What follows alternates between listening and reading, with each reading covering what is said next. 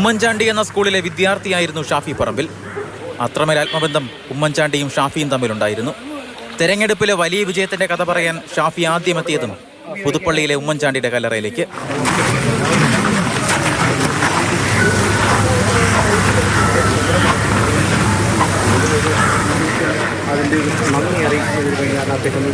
ലോകത്ത് തന്നെ ഇതുപോലെ ജനങ്ങളുമായിട്ട് എഴുകിച്ചേർന്ന ഒരു ഭരണാധികാരി ഉണ്ടായിട്ടുണ്ടോ എന്നുള്ളത് സംശയമാണ്.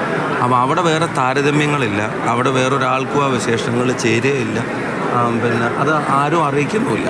പക്ഷെ അവിടെ ഒരു വെളിച്ചം കത്തിച്ചു വെച്ചിട്ടുണ്ട്. അദ്ദേഹം മരിച്ച ശേഷം ജനിക്കുന്ന പൊതുപ്രവർത്തകർ പോലും ആ വഴിയിലൂടെ നടക്കാൻ ആഗ്രഹിക്കുമെന്നുള്ള കാര്യത്തിന് സംശയം വേണ്ട.